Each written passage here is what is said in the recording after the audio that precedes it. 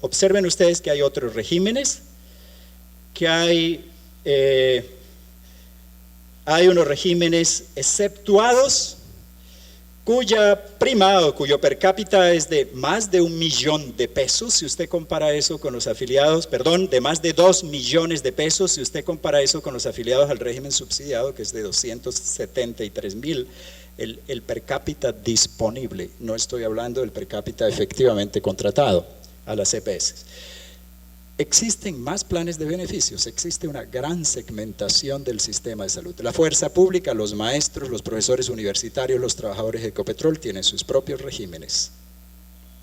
Y el monto, el gasto en tutelas es más o menos este. En tutelas, al régimen contributivo, en tutelas al régimen subsidiado como participación del gasto total. Yo quiero mostrar esto porque es muy importante y quisiera tener un poquito más de tiempo, si tú me lo permites, para poder mostrar cuál es el problema de las tutelas en Colombia. Las tutelas totales en el país han crecido, pero igualmente la proporción de tutelas de salud. La cantidad de pagos por tutelas en salud también ha crecido.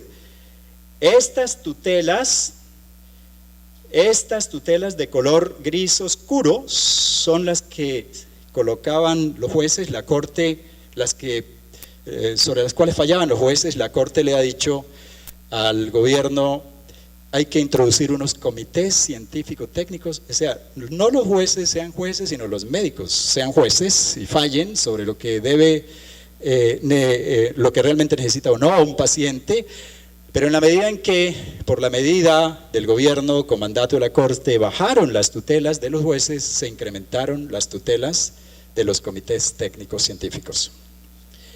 Estos son los costos por recuperación de esos gastos que el gobierno muestra en estos días en el debate y está diciendo: si la tendencia de crecimiento de los pagos es esta, la posibilidad de sostener esos pagos va en sentido inverso. Ahora miren ustedes, esta es la tendencia del crecimiento de las tutelas. Muchas tutelas son del régimen contributivo, otras del subsidiado. Hay que decir que las decisiones de afiliación al régimen subsidiado han sido políticas, particularmente en campañas electorales ha habido una gran promoción de la afiliación al régimen subsidiado, da votos, no hay duda. Pero ¿por qué los colombianos colocamos tutelas? Por estas causas. Estudios de la Procuraduría, de la Defensoría del Pueblo indican cuáles son las causas principales. Nosotros hemos calculado que eso representa, estas son las causas, representa el 28% de la carga de enfermedad estimada para Colombia en el año 2005. Algo importante en términos de necesidades de salud de la población. Ahora, ¿cuál es la proporción de tutelas por planes que se colocan por procedimientos, medicamentos, citas médicas dentro del plan obligatorio y por procedimientos, citas médicas que no están en el plan obligatorio? Es esta. El 46% son no pos y el 53% son por plan obligatorio. La mayor parte son de los afiliados al régimen contributivo, en el que no hay solo ricos, obviamente hay una gran masa de pobres, y el 14% del régimen subsidiado. Tutelas, ven ustedes las proporciones, por cirugías y no cirugías de lujo, necesariamente, por medicamentos, hasta por citas médicas. Ahora, nosotros nos preguntamos, viendo cuál es el monto de las tutelas frente a los recursos disponibles del sistema, que es 5.5%, y viendo cuál es, en los cálculos nuestros, cuál es el gasto de bolsillo y gasto privado que tienen los colombianos en el sistema de salud, que es del 25% de los recursos disponibles. Estos son cálculos hechos en la Universidad Javeriana, a diferencia de los cálculos del Banco Mundial. Nosotros nos preguntamos, ¿por qué este problema no es objeto de discusión y debate público? y por qué este es el problema de discusión y debate público. Bien, quiero mostrar otros datos sobre si el problema financiero es un problema también de crisis hospitalaria y sostenibilidad de los hospitales. Realmente esta es la cartera de los hospitales frente al gasto total del 5.22% de IPS públicas y del 5.23% de IPS privadas. Pero, ¿cuál es el problema de fondo, a mi juicio, en el sistema general de seguridad social en Colombia? Nosotros tenemos un sistema en manos privadas que ha aumentado la integración vertical, es decir, el asegurador es a la vez prestador, integra, monopoliza el negocio.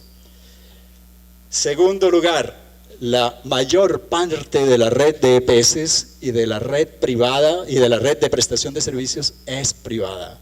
No es cierto que lo privado sea menos costoso en el campo de la atención en salud. Todos los estudios indican que lo privado cuesta más, y cuesta más no porque tenga más calidad necesariamente, sino porque hay mayores incentivos para que cueste más.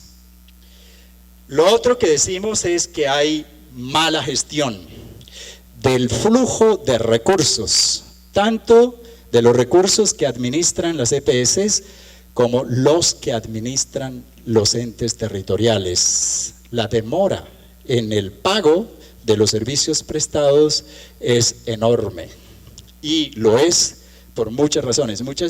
Recordemos que el margen de ganancia de una EPS depende del tiempo que tenga de manejar los recursos públicos. Eso es muy claro. Lo otro que decimos también es que no son solo una amenaza estos problemas, sino las políticas económicas, fiscales y laborales que generan informalidad empresarial, poca demanda de trabajo e ingresos precarios en la población. Ahora, lo que se pretende hacer, a mi juicio, está en el marco de la nueva oleada de reformas de los sistemas de salud. Realmente hay una nueva política de salud en desarrollo. Esa política tiene entre sus elementos la regulación del derecho a la salud. Entiéndase por regulación del derecho a la salud, para quienes tenemos planes de beneficios, la limitación de los derechos exigibles en materia de prestación de servicios.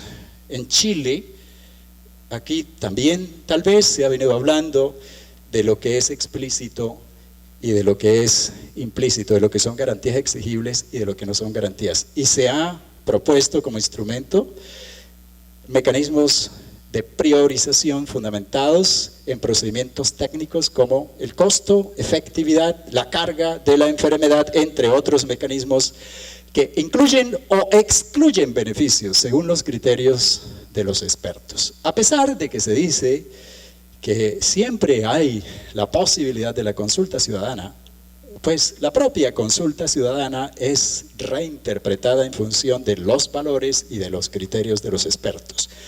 La consulta ciudadana no prefigura acuerdos políticos ciudadanos, sino interpretaciones de quienes orientan, manejan las consultas. Al menos eso es lo que es en mi país, que no es realmente extensa.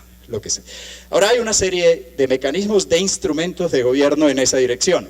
Decimos que es técnica y que es burocrática, porque no otra cosa para aquellas garantías que no queden incluidas en los planes de beneficios harán los comités científicos y las juntas científicas que hoy se proponen en Colombia, unas manejadas desde las EPS y otras manejadas desde la Superintendencia de Salud, sin ninguna garantía de imparcialidad, ni siquiera de la Superintendencia Nacional de Salud.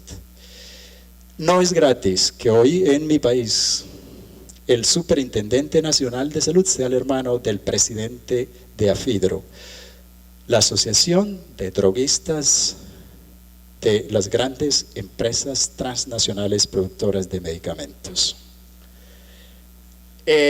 Obviamente, otro elemento de esa política, si usted saca beneficios de los planes obligatorios de salud o les da asistencia básica a los pobres, no les queda a esa población, clase media y pobres, otra alternativa que pagar de su bolsillo esas prestaciones que seguramente necesitarán.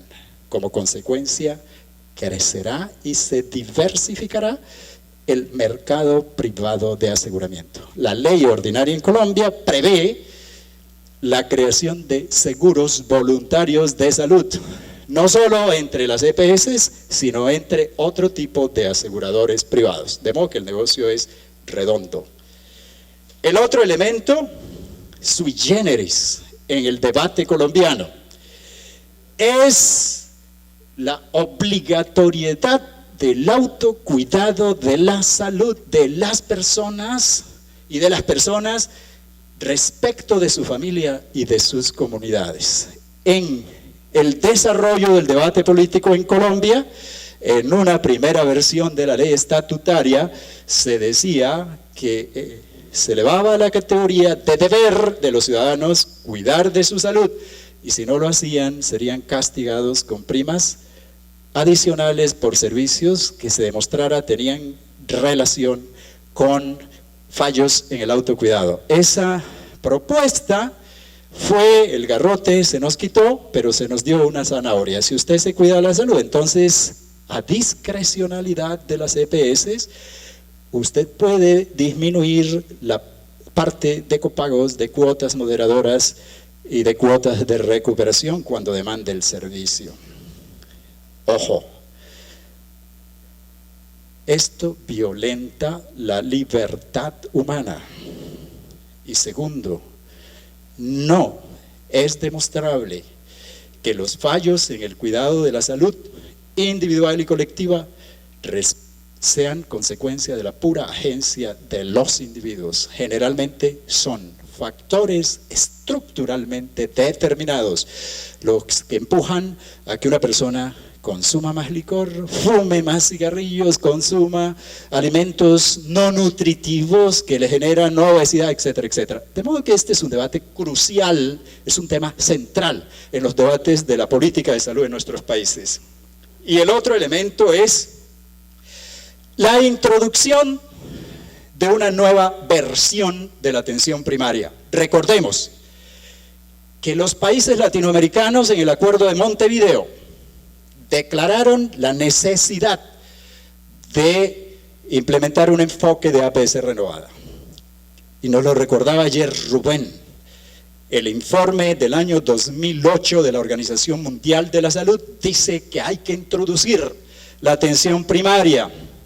Y los que investigamos en este campo sabemos que los 33 años de historia de la atención primaria de salud ha contribuido a mejorar la salud y a disminuir la inequidad en salud. Pero, ¿de qué APS hablamos? Ese es el punto. Creemos que hay que hablar para obtener esos resultados de atención primaria integral de salud. Es decir, aquella que no solo integralmente presta servicios de salud, sino además actúa contra los determinantes sociales de inequidades en salud y propicia la participación comunitaria para enfrentar los desequilibrios de poder en las decisiones en el campo de la política pública. Es de eso de lo que hablamos, no de una APS selectiva reducida a promoción y prevención individual en materia de salud. Yo voy a terminar, ya me da mucha pena, yo tengo mucho más que decir, pero no puedo decir más. Quiero mostrarles una experiencia de Bogotá. Nosotros, en el año 2004, pusimos en práctica una estrategia de atención primaria de salud integral, con todos los valores, principios y elementos trazados por la Organización Mundial de la Salud y la Organización Panamericana, asesorados por los colegas chilenos, a donde fuimos a ver qué era lo que hacían los SFAM, por los colegas costarricenses y por los colegas brasileros, que tienen estrategias de atención primaria de las cuales debemos aprender los latinoamericanos. Tuvimos la ilusión de creer, y ahí estaba Ramón Granados, El primer año de esa experiencia, Ramón nos asesoró. Por fortuna llegué a ser secretario de Salud de Bogotá y dije, esto hay que ponerlo en práctica en la ciudad, porque todos estábamos de acuerdo. Es un fracaso la salud pública, no hay un modelo de atención en el marco de este sistema general de seguridad social que permita responder a las necesidades y demandas integrales de la población. Hicimos este diseño y varios años después de investigación, aplicando un instrumento de Barbara Starfield, una de las expertas en atención primaria de salud, encontramos qué es lo que Bogotá ha podido construir. Un enfoque en el cual, cometí un error, en el cual el carácter familiar y el carácter comunitario, a pesar de que se ha intentado que funcione, no funciona. En donde el acceso es difícil para la población. Y esto es el dato de los hospitales públicos, no le estoy mostrando el dato de los hospitales privados con los cuales se comparan los hospitales públicos de Bogotá, centros de salud, digamos, ya los llamamos hospitales. ¿Por qué no funciona?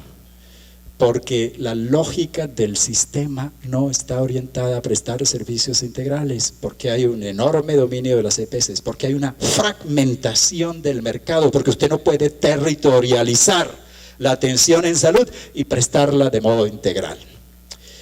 Quisiera decirles más, pero el tiempo no me lo permite. Mil gracias.